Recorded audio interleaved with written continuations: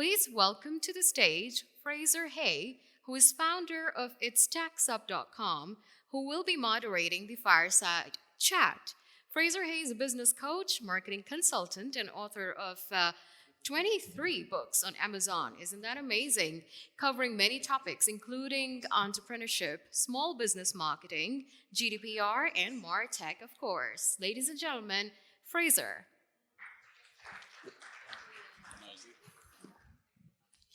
Joining him on stage is Abdulrahman Al Turjuman, the Vice President Marketing and CSR at SEDCO Holding.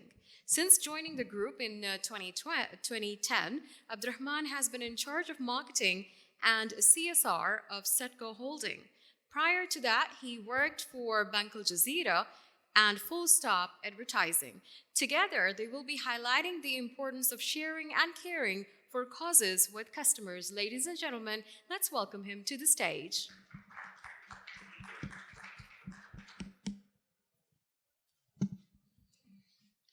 Good afternoon, everybody. Hopefully you'll understand my accent. From the north of Scotland, the frozen wastelands of the Heather and Lochs. And Abdul, we're talking about an important subject, but for many people, it's one they want to shy away from. So why is sustainability so important? Good afternoon, everyone.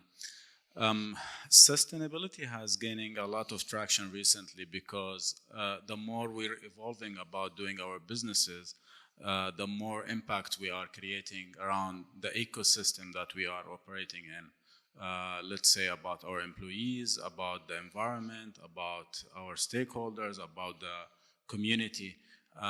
There is an impact and effect of doing our business in different ways nowadays, and this is now gaining attraction to overcome these effects on all of these elements around the business that you operate in your ecosystem. So people now are more aware about companies that are doing sustainability practices and standards, and they are appreciating those companies even more nowadays. I think the word ecosystem is getting embedded in all of our brains. Ecosystem in terms of marketing and sales, and of course, sustainability.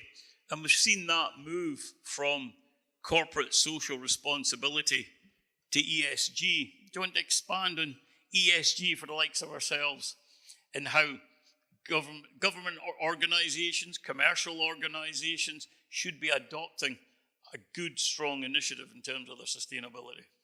Yeah, precisely. So, I'm being introduced as the Vice President of Marketing and CSR, but my designation has just changed last month to Corporate Communication and Sustainability.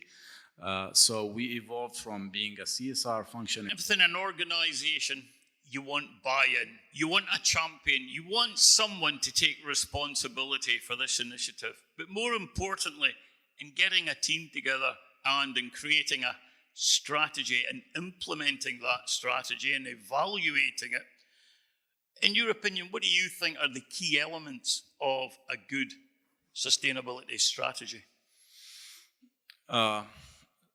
So let's talk about the enablers of a good sustainability strategy. So you need a strong buy-in from leadership. This is number one.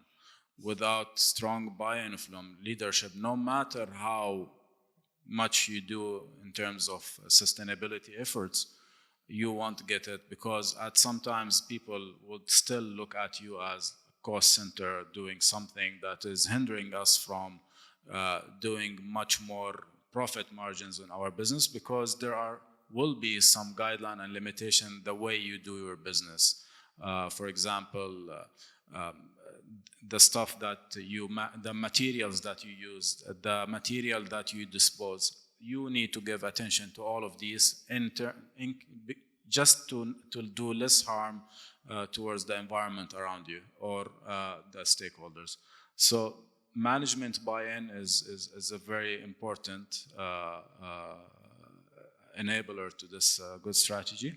And then you need to identify what are the important topics that you need to report on for your organization.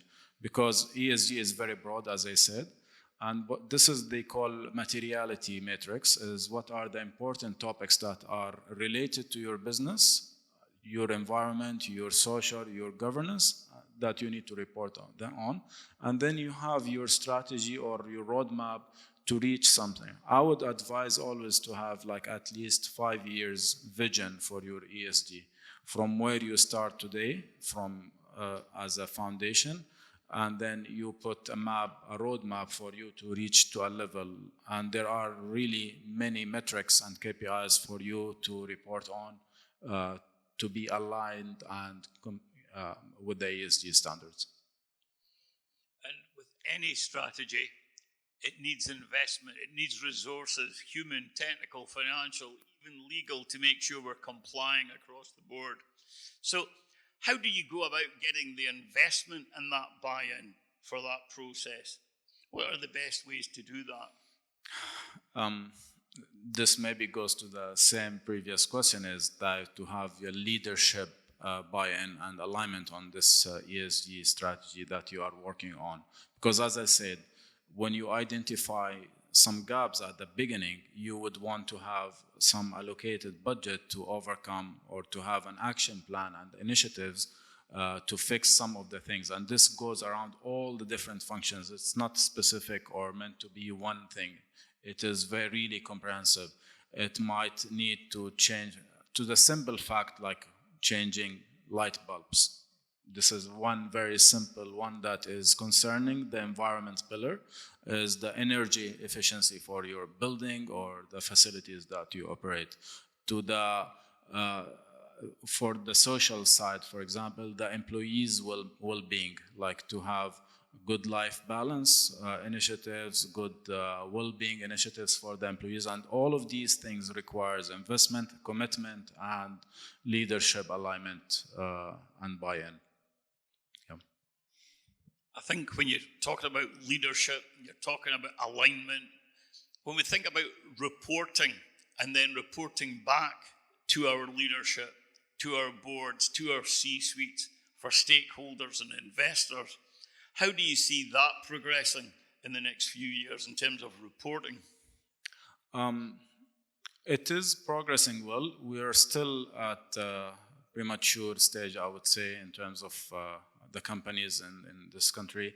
But I see that a lot of companies are trying to build that culture because, as I said, it requires commitment and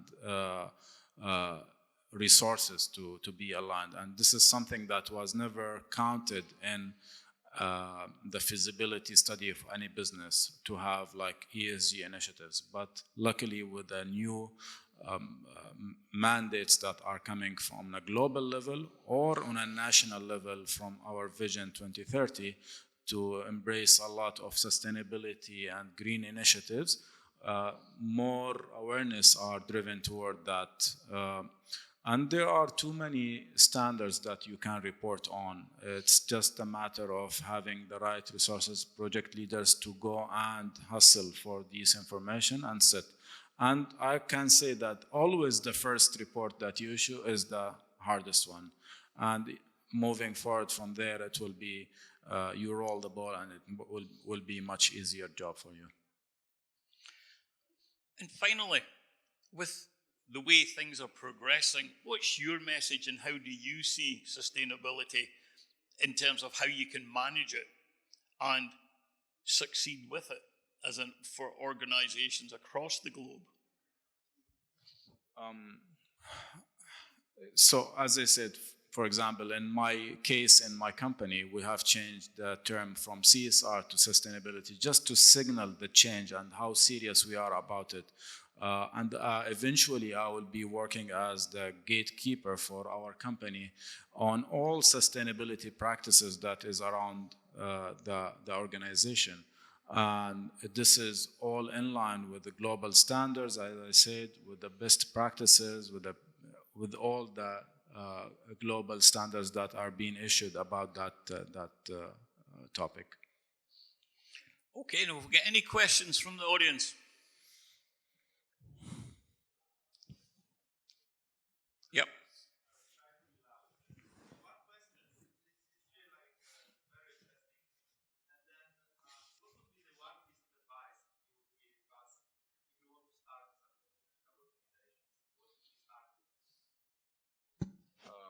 So to rephrase your question is, what would be the first, the advice on how to start your sustainability efforts, right? Well, if you were to give one piece of advice, what would it be? What is the most important to start with? It's a tough question. So we have a very good, interesting initiative that we launched in our company 10 years ago, which is a social initiative that really help us with the pillar of a social in the ESG framework. So this initiative, I've been always invited to ministries to teach about how to create impactful initiatives. And I tell them there is a secret recipe from my perspective that led us to the success of launching a social initiative that is later became a national initiative. First one is the alignment with your business. Do something that is within your expertise. Don't, if you are in a certain domain, don't try to do stuff that is outside. So being aligned with your expertise is number one. Number two is the alignment from your management and the buy-in, and this is very important because all of this requires investment. So without really alignment and proper communication with the management and the shareholders, this wouldn't be possible. And the third one is to be focused. There's always a reason for you to drift away from certain initiatives that you start along the way, but being focused on your main social cause or your priorities is always important. That makes you very good at what you do. I hope I answered. Any others? Well, I think that brings us to the answer. Thank you. And thank you.